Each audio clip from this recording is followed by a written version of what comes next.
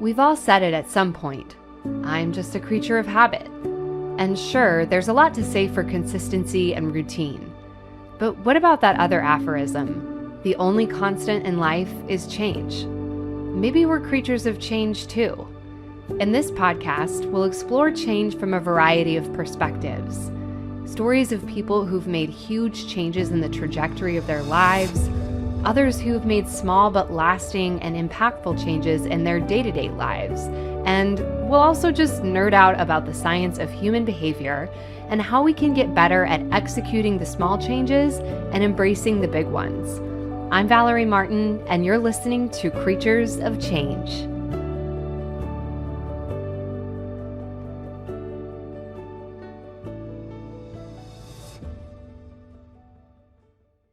Hi, friends. I am so glad to be back with you. And as I said the other day on the most recent episode of the Bodyful podcast that came out, which is the sister podcast to Creatures of Change, better late than never. However, I think I'm finally at that point, you guys. I'm going to hire an actual professional team or organization. And my commitment is that I am going to do that before this podcast actually airs, which as I'm recording this on a Friday, I'm going to release this early next week. So I'm going to send an email later today. I'm going to do it. Okay. I'm saying it out loud. Let it be known. I know Jenny actually has a production company, Jenny being our guest for this podcast episode, that she highly recommends, I believe called One Stone Creative.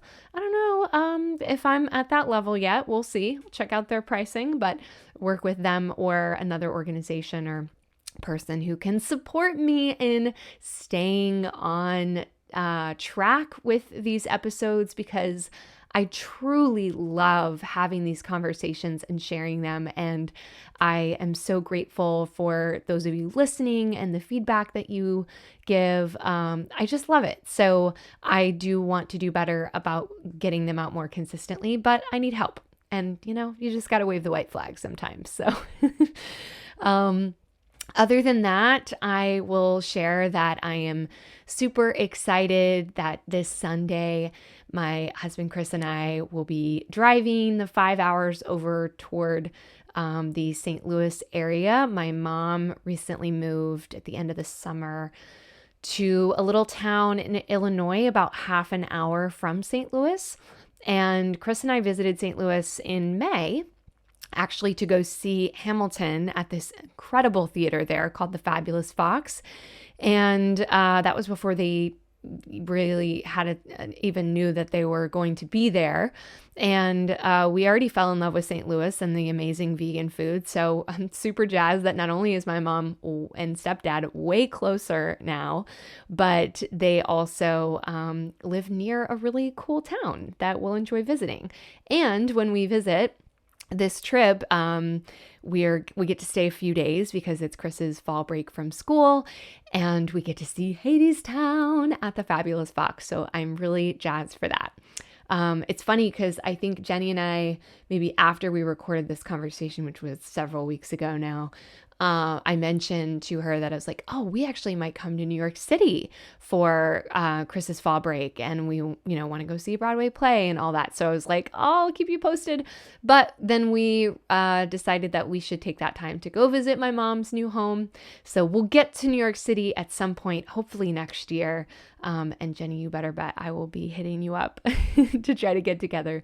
So Jenny, I have known, I don't know how many years now in the online world, just through her podcasts, her books, the community that she has built of just wonderful humans, some of whom, actually one I just got done interviewing earlier this morning, Caitlin Foss. That episode will be coming out soon. So I've met so many wonderful people through Jenny's community, and I just can't speak highly enough of her work, her podcasts. She's just an awesome friend. And as I always tell people, friendtor, which is the term I learned from her. So definitely check out Jenny's podcasts and books, which I will tell you about here in a moment when I share her bio. Jenny Blake is an author and podcaster who runs a media and licensing company. She loves helping people move from friction to flow through smarter systems powered by delightfully tiny teams. She recently released her award-winning third book, Free Time, Lose the Busy Work, Love the Business. If you're watching this on YouTube, you can see the lovely book cover as I'm holding it up here. Ginny is also the author of Pivot, The Only Move That Matters Is Your Next One, winner of the Axiom Award for the Best Business Book in the Careers category, and co-creator of Google's global drop-in coaching program, Career Guru. She hosts 2 podcasts with over 1 million downloads combined: Free Time with Jenny Blake for heart-based business owners, and Pivot with Jenny Blake for navigating change. So, needless to say, when I decided that, as I was kind of having a moment of laughing at myself and like, oh, here I go changing this thing again, and then deciding that I wanted to have a podcast all about change, my first thought was like, oh my God, but is that too similar to Pivot? Like, I don't want to step on Jenny's toes. But we, as much as we are similar, we are also different. We have different styles, different focus areas. And so I think Creatures of Change will continue to develop into its own thing that is not Pivot. However, of course, I needed the author of Pivot and host of the Pivot podcast to come on and help us understand more about change and also talk about the changes she's been through in her own life and career. So without further ado, let's get into the conversation with Jenny Blake.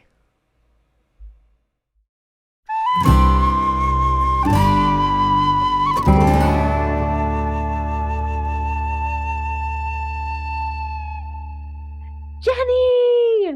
Valerie! I'm so excited to have you here. Likewise, I always love following all your projects, all your podcasts, everything you're doing, and I'm just delighted to be here. Thanks for having me. Yes, well, you're like my podcast Yoda, because I think when I started my old one, what's the fucking point? It was because I listened to, I think it was 100 episodes of Pivot maybe, and you were like, here's why to start a podcast. And I was like, I'm gonna do it. I love it. And what has been your biggest learning from having done it for so many years now? I mean, I think it's kind of doing it as something that's more of a passion project than something that I'm like necessarily trying to make a stream of income. My biggest thing is like, just do it, because I could get really hung up on like, oh, but I don't have the perfect, video setup or this or that. And get really stressed about like listener numbers and all. And I just enjoy doing it. And obviously I'd love to reach more people. And so I'm going to kind of do the turning pro thing to a little more than I have before with this one. But yeah, just doing it, which I think is going to be a theme of a lot of these conversations. Yes, you really inspired me on that front with the podcast that you did where you recorded daily outside while walking, birds are chirping, because I used to be a perfectionist. I mean, I still kind of am for the most part of the pristine quiet and all of that, but your episodes were so rich and full of movement, and because it was daily, you can't be a perfectionist when you're putting something out daily. And I think it's such a good exercise. Totally ties into the process of navigating change as well, of shipping something that's okay and that's not perfect, Yeah. and knowing that, and then just continuing to do it. And then I don't know if you found this, but I have found when I've done things like that in the past, the muscle builds so that by day 5 or day 10, it's all flowing. There's more momentum anyway. It feels less hard. There's less friction. And I try to keep that in mind too with my whole career. I've been thinking a lot about the long arc of creativity, is that no one thing is ever really that perfect, but you just keep going and showing up over the long arc. And that even with my 2 podcasts, I just hope that even if every episode isn't a home run, somebody really loves 1 out of 4 or 1 out of 5. And like, that's actually good enough these days, I think, for maybe not to be a top show, but but to Yeah, well, keep people engaged. even the goals are allowed to change over time, right? Like I know that you also went through a phase of podcasting daily during the pandemic, but that wasn't necessarily intended to be a forever thing. It was like, I'm going to do this while this feels like what I want to be doing, or while this feels like I'm still delivering value. And there may be times where the podcast is more front and center in terms of what your goals are, and there might be times where it's like, this is here, but it's not necessary. I'm not, trying to make it like the thing. It reminds me, I don't do CrossFit anymore, but I did it for about a year. I just kept getting weird tweaks that were taking me Ugh, out of yoga and yeah. Pilates, so I stopped. But it reminds me of that process, whether it's creative or CrossFit, where every time you show up, like every time I showed up, I would do way more than I thought I was capable of. And that's something I really appreciated with CrossFit is that I would walk in, look at the chalkboard or whiteboard, whatever the workout of the day was, and just have my jaw on the floor. Like you're telling me that in an hour I'm supposed to have done that by the time I leave here. But then the confidence having done it was unlike anything that I would ever create for myself. Like I'll barely make myself do a reverse triangle in yoga, let alone or a bird of paradise, let alone Yeah. some hour-long super intense thing because it's just not my workout personality style. And daily podcasting was like that. I mean, shows like The Daily by the New York Times, they have at least 20 full-time team members. And Right. there I was pushing myself, but it felt so good to realize, oh my goodness, like I can do this every day. I did it for 3 months. And then now people think I'm crazy for producing 12 episodes a month. Mm, And I'm like, no, it's easy because I've already done every day for 3 months. And it's not always yeah. easy. And it's definitely juggling and making trade offs in other parts of the business. But I look at it now and I think 3 a week, that's actually not a big deal because I've done more, I've done harder. Right. Right. It's all relative. Yeah. Totally. So in this conversation, we'll definitely get into your own career and life pivots. And also, you wrote an entire book called Pivot and have an entire body of work around that. So clearly, you know some things about change and all of the research and interviews that you've had for the book and on your podcast over the years. So there's just so many angles that we can explore. But let's start with your story.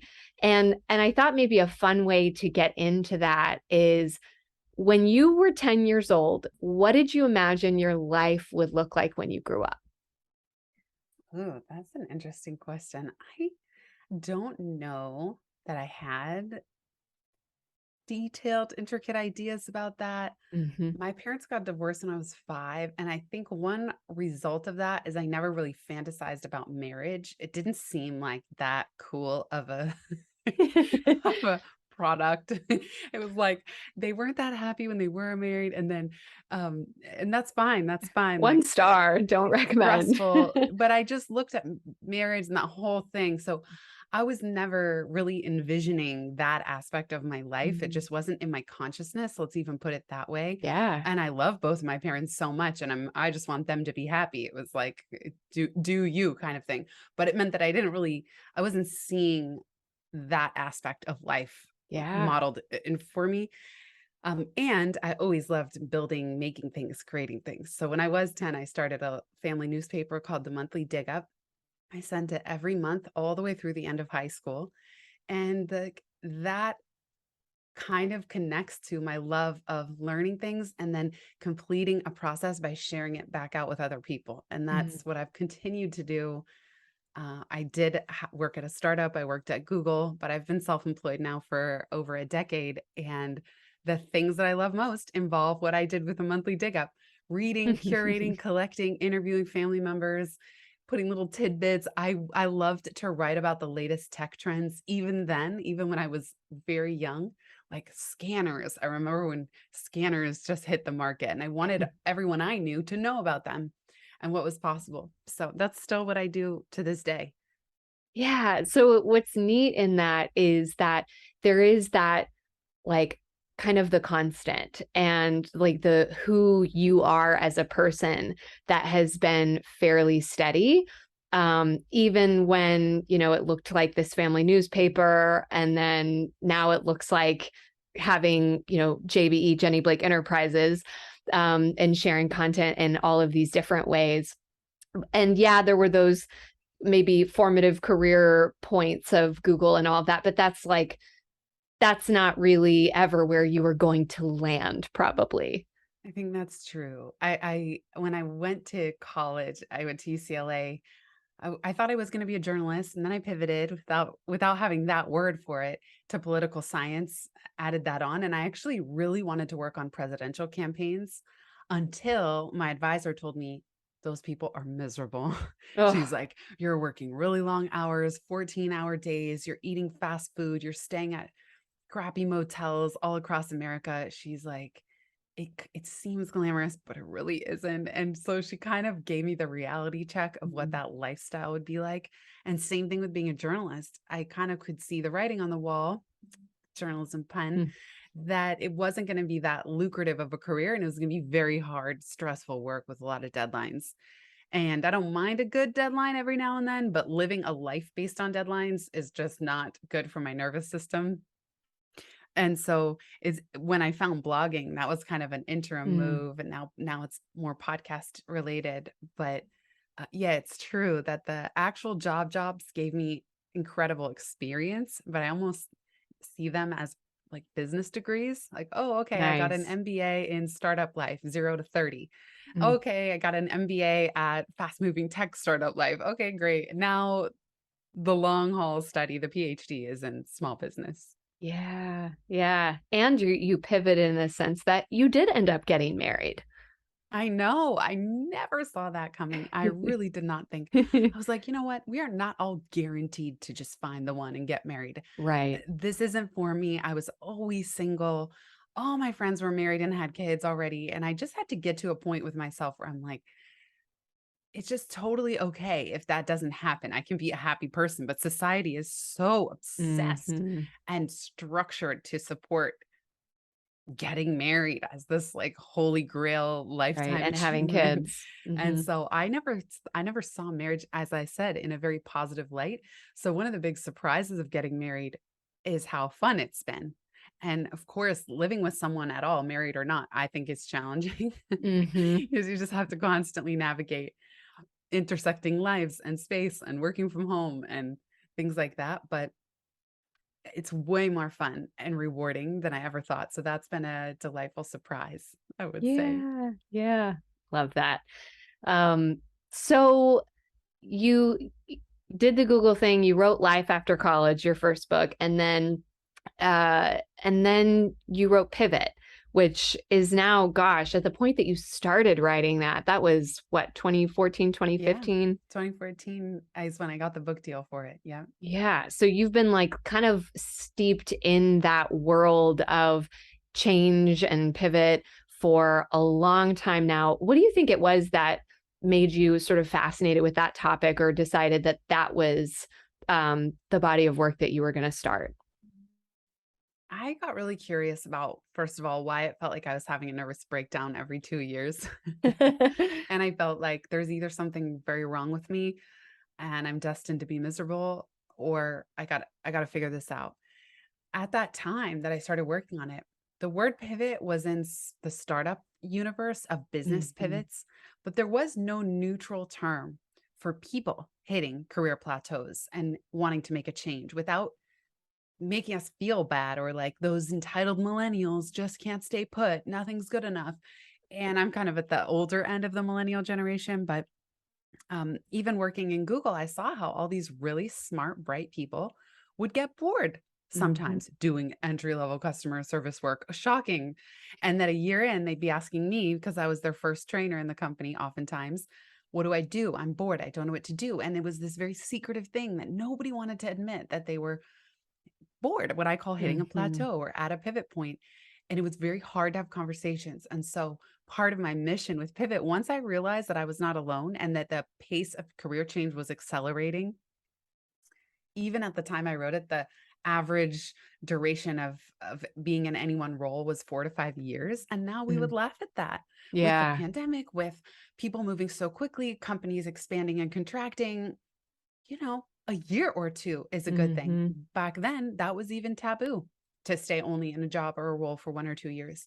And so I do feel I never like I try not to say this too often, but I really feel like I did help bring the word pivot into the career conversation Yeah. and give people language and a framework for navigating what's next without so much shame and blame around it, which is the spiral that I was often stuck in Mhm. those early days without the words to describe it and without realizing that I wasn't the only one, that actually we're all pivoting all the time.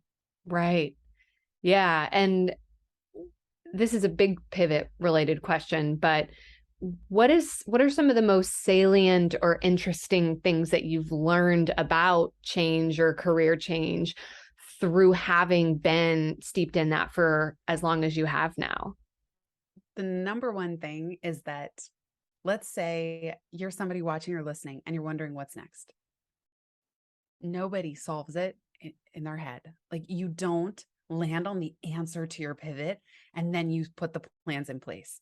The biggest thing I found was that the third stage of the pivot method is pilot, running small experiments Mm, that actually we don't know what's next. We can't know.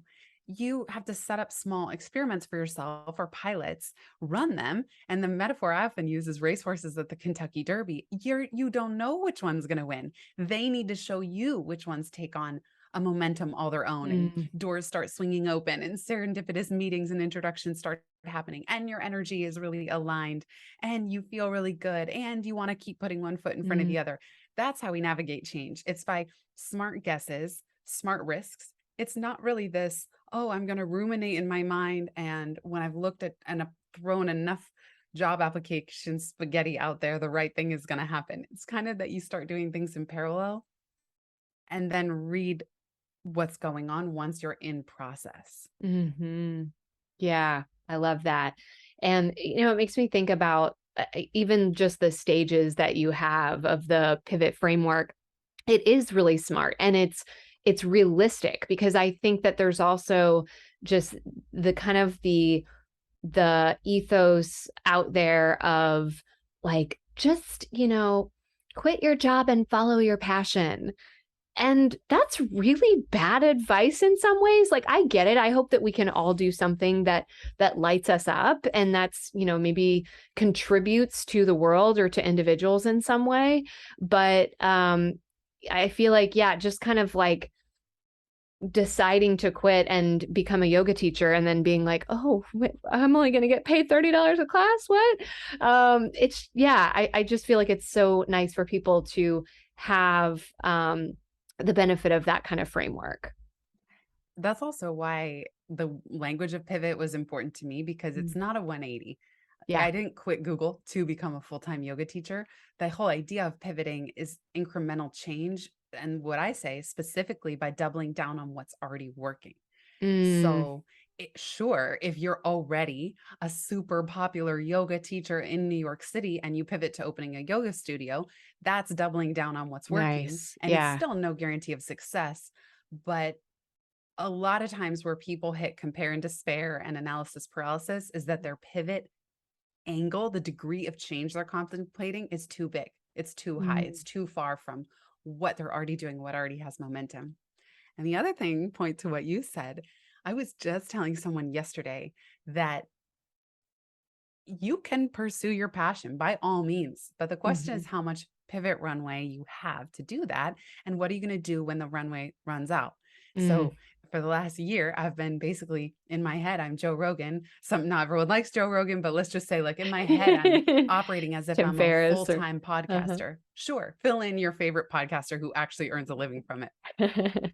At the same time, I'm pursuing my passion full out, like full out, all in, all out. Mm, And if I don't figure out the revenue balance of how that's going to look sooner than later, it's just I like simply can't continue in sure. exactly the Your same way runway that I will run currently out. am. So it's Mhm. very interesting because it's super fun to pursue a passion. And there are practicalities about how much runway you have and what you're going to do. And I was saying as well that it's almost like in Pivot, I call them worst case scenario cash outs. Mm, What will you do in order if things aren't working in time? And you want to buy yourself more time. And so the interesting thing where I'm at right now is I keep ticking over the next domino because I do have so much energy and passion around what I'm trying to do. And Yeah. so far, I just keep ticking over more and more dominoes where it's getting I'm like further and further out on a ledge. And the jury's still out if it's going to Mm. work. I think that's the interesting thing about risk, especially as it relates to passion and career and all of that, because our livelihood is connected to it. It's it can be heavy, it can be scary, and there's no guarantee of success. So for me, I'm always when I'm navigating change, I'm always just asking, like, what am I willing to live with? And Jeff Bezos, this has now been very popularized, but he has his regret minimization framework. Mm. Looking back on your life when you're 80, what would you regret more? Having tried this risk and possibly failed, or having not tried at all? And for me, I'm usually Yep. leaning toward the former. Yeah. Yeah. I mean, I'm not surprised knowing you, but it's just so refreshing to hear someone who is like by all accounts like very successful as an entrepreneur and a business owner, and you've got all your licensing stuff and all these things that we haven't even touched on here. And you're saying like, yeah, trying to figure out how to make this thing work. I like it's just like you said, there's no guarantee of success, even if you're skilled, even if you go through the steps that you're quote unquote supposed to go through. And so sometimes, I mean, that to me just speaks to the fact that we have agency, but we don't have control because there's so many, we can control certain variables, but we cannot control all of them. So we just show up and do our part. And then we can make those changes and we can respond accordingly to the data that's coming in. And sometimes we go, man, some of these variables that aren't within my control are winning and I have to change course accordingly. There's this Lao Tzu quote in free time that's something along the lines of, if one flows with nature, one needs no other force. Mm. And then while my dad was editing the book, he put an asterisk and he's like, yes, but one must flow near an income stream. I laughed so hard that That's I put that great. in the book Yes. Yeah. because it's true. It's like, and that and I appreciate your reflection as well. Anytime, part of what makes something exciting to pursue for me is when it's new and it's not a totally Mm. established space, or it's not obvious. I guess that's part of the game and the challenge. And that's something I would encourage all pivoters to embrace, is that secretly, I think our minds love the challenge of setting a high bar or trying to figure out what's next or trying to stay in flow with our Mm. life and our energy. And what's interesting about what you said is that, yes, we have agency. We don't always have control of the external environment. So, how do we keep navigating those two things and tapping into the flow and realizing, I almost feel like sometimes the universe or society or the Mm. economy, whatever you want to say, puts bumpers up for us, like at the bowling alley, and we kind of need to hit against the bumpers and to get ourselves back on track.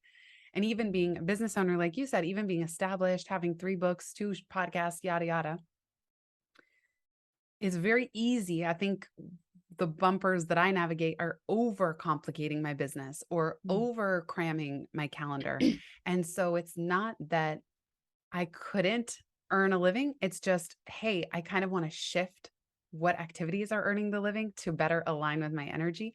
Mm. And it's so easy, especially when you're your own boss, to stay in things that are good, but maybe no longer as resonant, Mm. and overly cram, overly say yes, not have great boundaries. And so, um, yeah, that's just something I've noticed. It's not the same challenge as trying to quit a corporate job and start from scratch.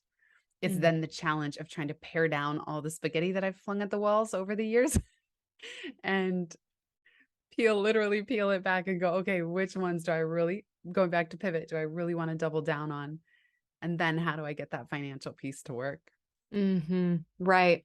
Yeah, and I'm even just thinking about like the kind of, I don't know if it's really a dichotomy or a false dichotomy, but like, I remember you doing a webinar or something at one point that was about your however many streams of income that you had. And like the truth is diversification can be like necessary for survival, especially when you're an entrepreneur. So having different streams, at points has been like fundamental for you to keep your business going and for many people.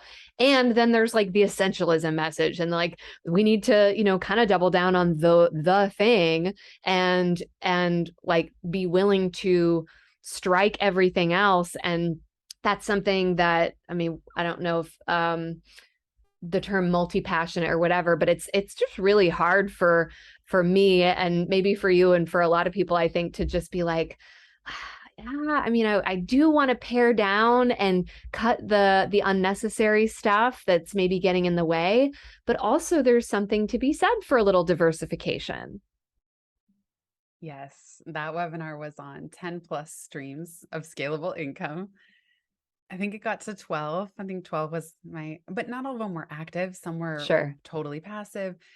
And yeah, exactly that. I've been trying to think about, I've decided for myself 3. I'm allowed to have 3 Nice. active streams of income. And the passive ones are great. I always like, Hmm. whatever I can do, let's say book sales, royalties, video royalties from LinkedIn learning courses, affiliate revenue, all of that's passive and it's happening in the background as a result of everything else that I'm doing.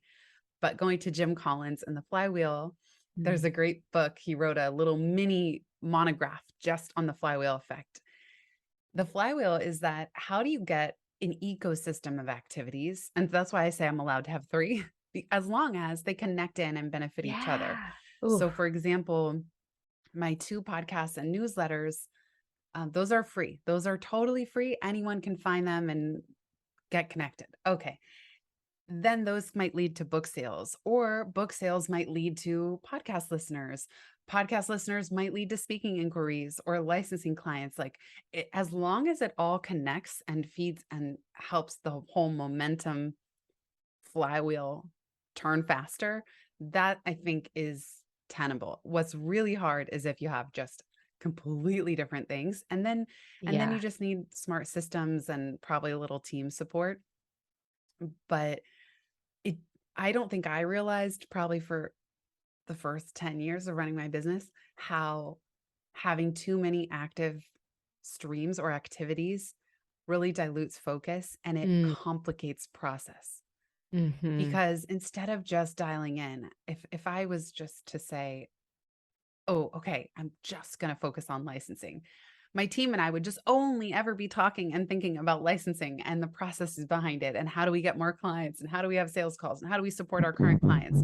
That would be the equivalent of somebody who is a full-time coach. And I know full-time coaches who earn 7 figures from that and they love that and they really spend their time in those one-on-one containers. And you can build a lot more momentum because you are harnessing your all of your energy building referral Hmm. processes, building onboarding process. Everything you do becomes this really tight machine. Yeah. Um, versus, yes, the multi-passionate, it's a little harder when you're like, oh, I've created 10 things. Well, great. Now a new team member has 10 things to figure out and keep track of. And Yeah. that's where it gets overly complicated. Right, right. So figuring out where, and I like how you described that, for yourself, having the passive, having the 3 active, if it's in the same ecosystem, that feels a lot more doable. Because yeah, I mean, even that idea, it sounds nice of having like one well-oiled machine, but man, you better love that one thing a I lot and be know. 100% in on it. Well, that's it. When I would think about licensing, let's say, the day-to-day of trying to get more licensing clients Yeah. does not interest me at all. Whereas if I build the brand of what I'm doing, and Google has rolled out Pivot as their global career development framework. The more I build my brand, the more I do one-to-many communications in the ways that build thought leadership and build the brand as the go-to career change framework, that can also lead to licensing as a sort of byproduct, but the day-to-day of that I will enjoy so much more. And I didn't mention part of my flywheel is the private community that you, Valerie, are a Yes. founding longtime member of. And so the more visibility for the free stuff or the books, then that can also feed into the ones who really resonate, come join us in the private community. And then that's recurring revenue. So between the podcast, the community, and let's say speaking, those are all active. And then Mhm. that's it. I've had to tell myself this year, after launching free time and a whole second brand, no new projects. Like I just had to cut myself off. I love building. Mhm. Building is where I have the most fun. Building behind the scenes, tinkering. And now there's the kibosh. No more building. I've created everything I need across pivot and free time. Everything is pretty much built. I am not allowed to build anything new. It's now time to grow what already exists. Yeah. Oof. I always need that message because I'm similar in that, if I have an idea, I'm like, this is so exciting. I want to do this idea. And, I need to water and, you know, take care of the ideas that are already out there existing. Okay, It's last almost like, pivot oh question. Oh, yeah, go go ahead. ahead. Well, I have a lot of friends who are getting into gardening. And I think a mistake I've made is that every year I just like scrape the whole garden and like build a whole new one. And I'm putting so much energy into replanting a whole bunch of stuff. And that the equivalent in my business would be creating a new course every year, Yeah. whether it's about podcasting, book publishing, delegating. I've done so many. I've done over 10 courses in 10 years. So I was essentially every year just like ripping out the entire garden that had already been planted instead of watering it, as you just said.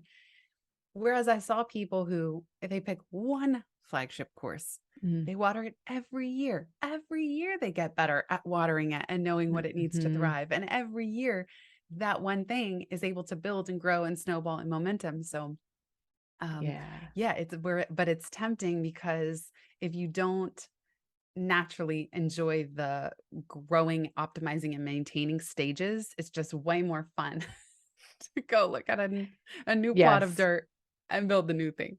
Probably has to do some with our whatever is on our strengths finder stuff, right? Yes.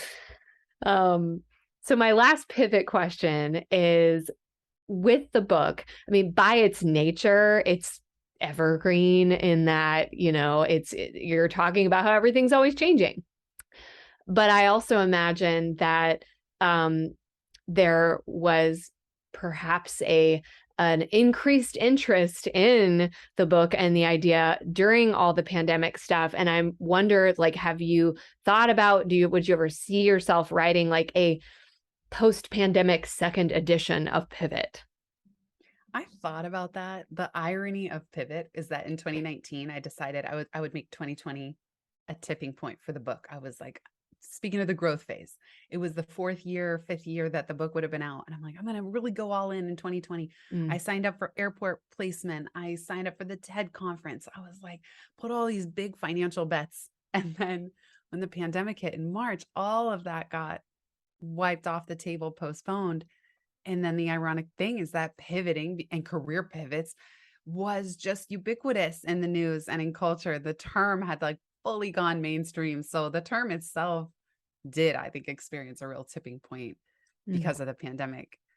That didn't quite translate exactly into like stratospheric book Mm-hmm. sales. When I thought about a revision, I agree. Now I joke that seeing a book that's pre-pandemic, you just think to the author, like, you don't even know what's coming. That's the before time. We're in the after time now. Uh-huh. But I mean, I was very intentional about writing an evergreen book. And when I thought about, do I have anything new to say that's not the crux of what's in there? Not really. I mean, Right. the method I think still holds strong, still applies. Probably the stories would be very different. I could probably just fill an entire book of stories. Sure. And one critique, one of the lesser star reviews of the book was that I didn't spend enough time talking about the emotional aspects of pivoting, which is Mm. funny because we cut out an entire part of the pivot. The pivot method was originally just the third part of a four-part book. And the first part was called Surf the Void. Mm. And so this person was probably wishing that I had included Surf the Void. And I do think that with a pandemic, there was a lot more emotional elements and exhaustion, and we all got pivoted. It wasn't just this. In the book, I'm talking more about pivots of your choosing, Mm-hmm. whereas this was a time collectively where we all got pivoted and had to navigate so much. But I'm also not I I don't know. As I think on theme with this discussion, once I've given a project like a book everything I have, it's complete for me. And I had my agent and even a publisher kind of want me to do Pivot 2.0. And I don't have it. I said everything I had Yeah. to say. I said my best ideas. They're all there. I worked on it with every ounce of my being for 3 years, and it's all there. I left it all on the table, and Yes. so I'm not one that's eager to revise it for the next 25 years. Yeah, I love that. I mean, it's just like just because one can doesn't mean one should or needs to, just because second editions are a thing that happens doesn't mean that for your book to continue to live on and be useful, that it must have a new and revised edition. I didn't even double down during the pandemic. I didn't even wanna just let me go, like, pitch myself everywhere and become like the go-to pandemic speaker on pivoting. I Mhm. actually took it as a sign when all my gigs were canceled. Ooh, I call it when the financial tides recede as well. Similarly, I always figure when these things happen in my business, I take it as almost energetic information. Ooh, what am I meant to step back from the busyness and fulfilling client work to create? What's next Yeah. for me? And that is what gave me the aha around free time at toward the end of 2020. And I had to give myself permission and overcome a lot of fear around going all in on small business owners, where my passion had been, as you know, Valerie, from our private community for like 5 years. This was the stuff that behind the scenes I was excited about. So I also feel I could have easily lived a parallel life where I go, oh, pandemic hit. This is my time. I'm going to keep talking about pivot for the next 5 years. But personally, my energy was more looking at what's next and what's the next trend wave. And I felt by the time pivot was so mainstream, it's almost like the work there is done for me energetically, Sure. for me as a messenger, not as a business owner. If I were a smarter business person, I probably would have just stuck with it and Well, but tripled down. yeah, you want to follow where, what's lighting you up. And also you could do that in a way that was um that worked for your business and your goals and came out with this beautiful new book as a result. So for people who are not familiar with you, free time, the book, the podcast, the framework, came to be. Oh, good. My copy is at home. And I've dispersed all the other copies that I took from Yay. the signing. Um, but you created this out of your own kind of what you had to do for yourself, right? Which is where really the best things are created, is what we have lived through in our own, the crucible of our own experience. And now, wanting to share that with others, to help them hopefully not have to figure it all out from scratch, because systems is kind of the name of the game with free time. So maybe just say a little bit in your words about what this whole free time thing is. The crux of the book is how do we see free time not just as leisure time when we're not working, but as a verb, as a skill? How do we get better and smarter at creating free time in our life and in our work? So, the systems that I share, which I do love, that's like one of my hobbies, is just figuring out how to tinker and automate things through software to save time. Because I feel I wrote the book for business owners, but it can apply to more, of course, who are beset by the burdensome bees, bored, bottlenecked, burnt out, or buried by bureaucracy. Mm, That happened to me when I worked in corporate. All those bees, they happen to me as a business owner. So even when you do run your own business and you're your own boss and you have autonomy, sometimes we become our own worst boss. And so this book is a way to actually teach people the skills of systems thinking so that we can generate more free time to do more of our best work, our creative, strategic work that is the most meaningful and fulfilling, rather than getting buried in all the small, tiny things that just accumulate and drain our energy. Because I don't think anybody likes doing tiny, tedious tasks. There are mhm, certain tiny tasks people love. That's cool. That's something else altogether. Like I could organize bookshelves all day, but the ones that you don't like, I want to help readers get smarter about how to move them off their plate. mhm. Yeah, I'll see if I get the tagline right, or one of kind of Your mantras: earn twice as much in half the time with ease and joy while serving the highest good, right? You did it. And Wow. that's like, I mean, gosh, who would argue with that? And I get that not everyone, some people might be employees and may not have as much control over what they're earning, at least right now. But there's still so much from that, just internalizing that type of systems thinking of, saving the next person time, as you talk about. And even I just love the example that you give in the book of going to stay with your friend in London, and her telling you like, okay, well, here's where the key is, and you were going to stay at her place while she wasn't there, so she had to give you all the info, and you're like, hey, can I put this in a Google Doc and then share? And it's just like that for life and for work. Is just like we can make things easier on ourselves, and maybe we should. And in that example, I didn't know what she did with that after my stay. And we did collaborate on this now beautiful Google Doc, and then I forgot about it. And that was in 2017. And then in 2021, I'm staying with my friend Anne, getting out of New York City. And the same thing was happening. I wanted to get out of the city. Anne wasn't going to be there. She started texting me all these instructions. And I said, hey, do you want me to throw this in a Google Doc? And she goes, ooh, like the one you made for Julie? Yes, please. So years later, she knew this Google Doc because Julie had sent it to Anne over Anne's stays because we're all mutual friends. And so the thing that taught me is that a good system is so good that it's harder not to use it. Like, it would be Hmm. harder for Julie to then text the next friend rather than send them the link to this Google Doc, because sometimes people resist systems. They think, I'm not good at that. That's a pain. It Oh, takes it's time more to set software is just up. a headache. Yeah. When you get it right, it's so elegant and clean that you're just really should be a feeling of relief at something that was frustrating you or causing friction. And that it's just so much harder not to use it than to use it. And that another example, if anyone's heard me before, you've heard me say this one a million times, but it's important. The thing about putting your paper towels on subscription, whether you get them from Bamboo, some natural site, if you get it from a big retailer that we won't name, the thing about that, the reason I use that example all the time is it's something simple on the home front that you never have to think about again, unless you're, let's say, going to be gone for 3 months and you don't want paper towels stacking up to the ceilings. Other than that, once you get the right system in place, it's off your mind completely. It's not like, oh, it makes every time you have to go to the grocery store and get paper towels 5% easier. That's not what we're talking about. We're talking about you put one thing into place, you don't think about it again. Yeah. Love that.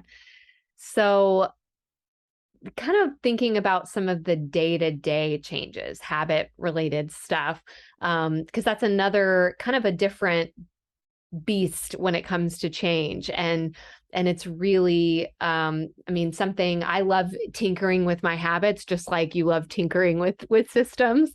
Um, so I always am curious, like with when you've had changes, habits, or behaviors that you want to change, what are some of the things that have helped you be more successful? I love a good streak. I always Yes. am motivated by streaks, whether it's in the Peloton app, which you and I are buddies in there. Duolingo, I'm currently on a 70-day streak of learning Nice. Arabic. And Duolingo, if anybody wants to study gamification, it's truly incredible how they Mm. gamify the language learning process, and they make sure that you don't get off track, and they make it so fun to stay on track. So streaks always help me. And the other thing is permission to do less. So I love a good daily Peloton streak, but sometimes I have to allow myself that it could be a 15-minute stretch or a 20-minute yoga, something. It doesn't have to always be a 60-minute hardcore, all out, dripping sweat bike ride. And those feel good. But sometimes if I wait to do that type of a workout, I just don't do anything at all. Right. And so that permission to do less is helpful. And that ties back to how we started this conversation with any creative pursuit, is just that permission to kind of be a little less ambitious as long as it Mm. still gets done. Yeah, yeah. Well, to nerd out about Peloton for a minute, I got I my little know. Peloton Shout shirt on, out. And Brought to you truly, by. Let's I let's should, have them send you some swag. right? Please. I should really thank you because I know that I'd heard of it and I can't remember if I had been using the app at all before I heard you talk about it. But I know that hearing you talk more about it during the pandemic was what finally got me like, I wonder if I need to order this bike though, and now I have a bike and a tread. Um, And you're on fire. Like your workouts, your streaks. I mean, it's incredible what you've done. yeah, and I just love it. I just love moving my body. And I mean, to your point, like sometimes to keep my streak. In fact, the night that you had the book launch party for Free Time in New York City, which by the way, for folks listening, was the first time that Jenny and I met in person, and we've like known each other on the internet now for like, I don't know, 7, 8 years. Yes. Um, and so that was Cool. amazing. Such a great trip, such a beautiful event. And we're like, I can't remember what happened with my travel, but I did not fit in a workout, which normally I love working out in the morning. And so it's like walking back that night with MJC and got back to my hotel and I'm like, oh, it's 11:58. I started a meditation and I was like, it counted it. So I didn't You lose my have to. streak that's been going since October, but it was so funny. I mean, Wow. yeah, silly that sometimes it's like, okay, does it really count? Do I get to keep the streak with a 5 minute meditation? But you know what? I've kept it. I think you do because you kept your commitment. Sometimes a 5-minute meditation is what's needed. And going back again, I've noticed this with Duolingo. Sometimes I'm totally into it and I'm cramming through 10 lessons and I'm learning so much. And then last week I hit just this crazy wall or dip where I did the bare minimum to keep my streak. And I'm talking bare minimum. I didn't want to learn anything new. I don't want to try. I like really hit a wall. And that's fine because if I let myself phone it in, shall we say, for about a week, I did notice my energy naturally came back to do lessons again and to keep going and to not give up. Whereas when it is all or nothing, you might take, I noticed myself, if I were in your position, let's say I dropped that meditation. I didn't do that meditation when I Hmm. got home to the hotel. Then the streak is broken. Then I'm discouraged. Then I'm like, well, F it. I don't really need to do a workout tomorrow either, and I'll just kind Yeah. of let it all fall apart. And sometimes phoning it in that way allows me to just say, I still have my streak. Like, get back on track. We'll do something a little better tomorrow.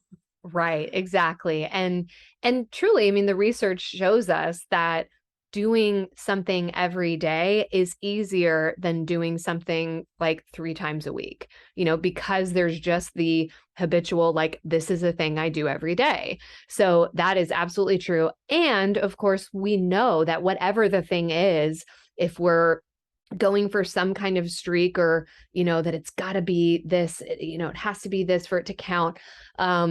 We're at some point, I mean, I will absolutely lose my streak at some point. It's going to happen. I don't know when, I don't know how it's going to happen, but I guarantee you it's going to happen. And so that's when kind of the psychological flexibility hopefully will show up to go, yeah, I'm starting over, but also who cares? It's I love the metaphor of um, if you're driving along and you get a flat tire, what would you do? Question. Metaphor A- that involves a question. Actual question. Yeah. Yeah, I would pull over and I would change the tire if I had a spare, Right. or I Yeah, would call and maybe AAA. you would need help, right? You would need Yeah. tools. But yeah, you would get out and you would change and put the spare on or whatever. What we often do instead is we get out and we're like, God damn it.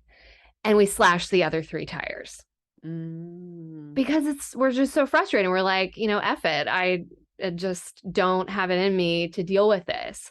So of course we would never do that in real life, but we do that to ourselves all the time when it comes to like a kind of falling off the wagon or slipping a little bit on something. So hopefully we can all allow ourselves that frustration when we've gotten the flat, but then kind of dust ourselves off, get our support, get our tools, and put on the spare. See, that also reminds me of willpower being a finite resource. And the Mm, reason daily is so much easier is there's no decision. There's no decision fatigue about should yes. I work out today? If so, what time? What workout? Oh, that's too many questions. I am going to work out today. So I want to get it over with now. Or you sounds like really enjoy it and look forward to it. So I go in waves. Yeah, I love it when I'm doing it, but sometimes I just procrastinate, which is not sure. good. It's better when I just get it done.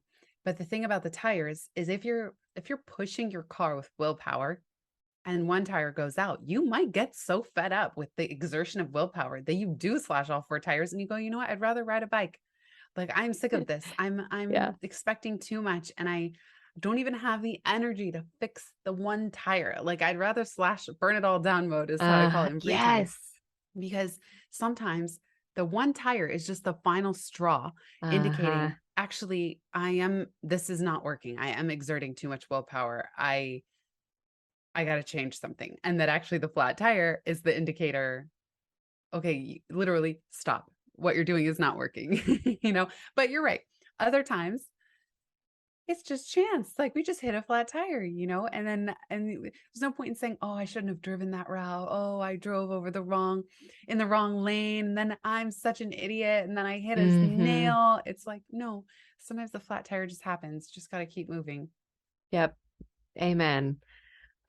So to whatever extent that you know or want to share anything related to this question, what is Jenny Blake's next pivot? Well, the reason I wrote Pivot is I knew if I wrote a book about change, then anything I did that changed would be on brand, I could Yes. live that book's message for the rest of my life. So I feel I did give myself some breathing room there. Next pivot, I'd say it's a pivot in progress. I'm really excited by free time and I'm still quite energized by pivot as well. I feel that I built myself a little media company with these properties. And as I mentioned earlier, the pivot in progress is actually to stay put and Mhm. to keep with our farming metaphor, let the roots go deeper into the ground right where I am. So now I have everything built. The seeds are all planted for pivot, newsletter, podcast, speaking, licensing. I have a coaching team. I don't do one-on-one coaching. And the exact same structure, I actually just kind of copied myself what I had built with pivot and mapped it over for free time. And so the pivot in progress is, do I have the courage? Do I have the financial smarts to try to keep my time as streamlined as I have gotten it, stay right where I am and kind of grow this all and make it work? And that's really about platform and audience growth. Mm. And that's a stretch zone for me because I'm usually pretty laissez-faire about, like, whoever's here is meant to be here. It's perfect. Um, At the same time, if I had 10 times, I always try to be grateful for exactly what I have and exactly where I am. And that's been a big practice lately, without wondering what's next or pining for some bigger numbers in whatever capacity. At the same time, in a very real sense, if I had 10 times the number of newsletter subscribers or podcast listeners or 100x, I would be doing the exact same amount of work. And I could be earning a real living and monetizing it from those things alone.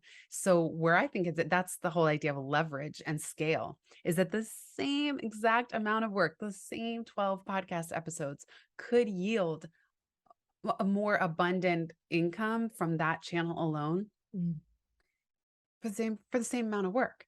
So that's why I'm putting myself in the stretch zone to focus on growth and numbers and not really know how to do it and not know if it's going to work, but to understand and recognize that if I do put my energy there, there is a very real difference for the same amount of output.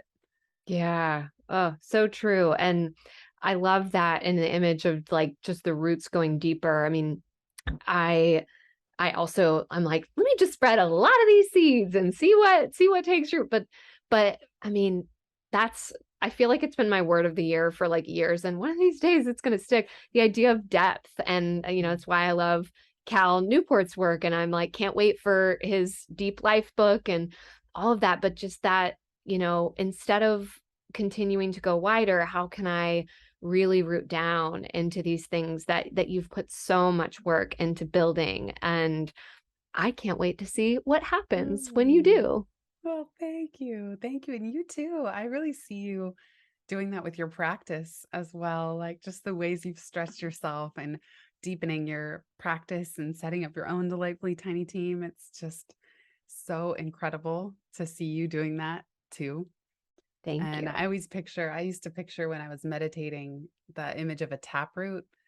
Mm, I have to recall that image because or definition. I don't know exactly even what specifically a yeah. taproot means, but the image in my head was always that the roots are really digging deep and the branches are still stretching. And so, Mm-hmm. just like in a yoga class, like you really are lifting through your crown and your ideas and your energy and exploring and tapping into the collective consciousness. And that's like the upward, outward branches while the roots stay grounded, while the roots dig deeper at the same time. And just seeing that and just picturing that Mm-hmm. strength from that dynamic of both directions was always Mm-hmm. really inspiring for me. Yeah, I love that image. Well, tell us, obviously I'll share your links in the show notes and the intro, but tell people where to find you. Sure. Well, if you're listening to this on a podcast app, you could search for Pivot with Jenny Blake or Free Time with Jenny Blake. Those are my two shows. So basically, my name, we'll pull them both up. And if you want to check out either of the websites, there's a free toolkit for both sites, pivotmethod.com/toolkit and it's freetime.com/toolkit. And those resources, I mean, you put out some incredible free stuff. So go check out Jenny's Thank free you. stuff.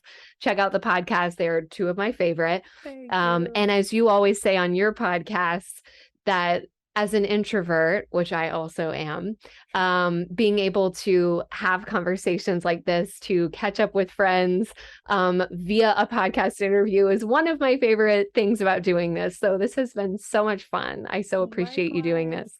Me too. And I hope you linked our OG conversation I will. from because it was one of my favorites, probably of all time, like just your interview style. And I really enjoyed that kickoff one that we did. And I'm so happy to be back for this show. So thank you, Val, and everybody listening. Yeah, you should check out that early one because I really enjoyed that chat too. And it is the best way to make and keep friends, I think, is just have a podcast. Then you catch up and you hit record and everyone else gets to listen in. So what's not Absolutely. to like?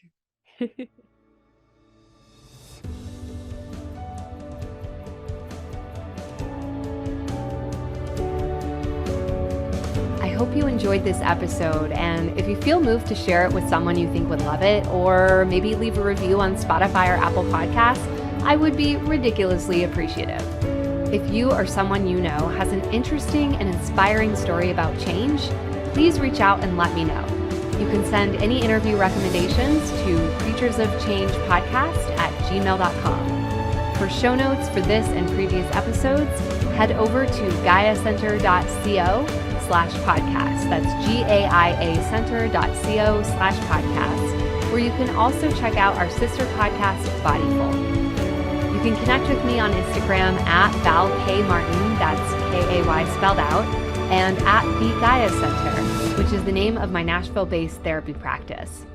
You can also sign up for the Gaia Center monthly newsletter at bit.ly/Gaia Center News, where we'll share about groups and events we're offering locally, along with tips and resources from our therapists that we hope will be valuable and relevant wherever you may be listening from. Thanks for being here, and we'll see you next time.